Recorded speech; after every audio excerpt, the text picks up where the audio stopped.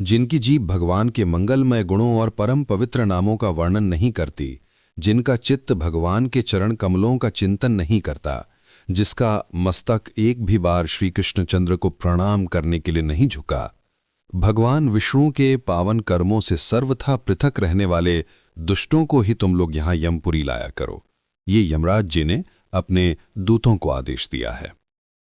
जब भी यमदूत हाथ में पाश लिए मृत्युलोक के किसी मरणासन प्राणी को लेने चलते हैं, तभी उनको पास बुलाकर उनके कान में यमराज जी समझाते हैं कि जो लोग भगवान की कथा कहने सुनने में लगे हैं, उनके पास तुम मत जाना, उन्हें तो तुम छोड़ ही देना, क्योंकि मैं दूसरे सब प्राणियों को अपने कर्मों के अनुसार दंड देने वाला स्वामी हूं, पर भगवान के भक्तों को दंड देने की शक्ति मुझ में नहीं है, मैं उनका स्वामी नहीं हूं।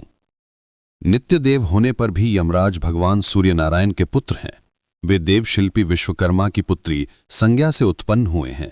उनके शरीर का रंग श्याम वर्ण का है और वो हाथ में भयंकर दंड लिए रहते हैं। उनका वाहन भैंसा है। भगवान ब्रह्म की आज्ञा से ही प्राणियों के कर्मों अनुसार फल का निर्णय करने जैसा कठोर कर्म उन्होंने स्वीकार किया। वैसे तो वे भगवान के अंश हैं और कारक पुरुष हैं। कल्प के अंत तक वे यमपुरी में रहकर जीवों को अपने कर्मानुसार फल का विधान करते रहते हैं। पुण्यात्मा जीवों को यमराज जी धर्मराज के रूप में बड़े सौम्य दिखते हैं। पुण्यात्मा जीव शरीर छोड़ने पर धर्मराज उसको उसके पुण्य के अनुसार उच्च लोगों में भेजते हैं, किंतु पापियों को उग्र रूप में दर्शन देना, उन्हें नरकों में डालना आदि भयंकर कर्म नहीं, वे दया दृष्टि से ही करते हैं।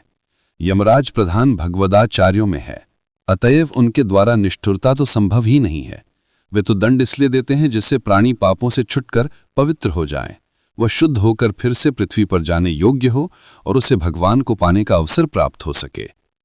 यमराज जी ने अपने दूतों को भक्ति का उपदेश करते हुए कहा है कि जीव के समस्त पापों को दूर करने के लिए बस इतना ही साधन पर्याप्त है कि वो भगवान के दिव्य गुण, मंगलमय चरित्र एवं परम पावन नामों का कीर्तन करे।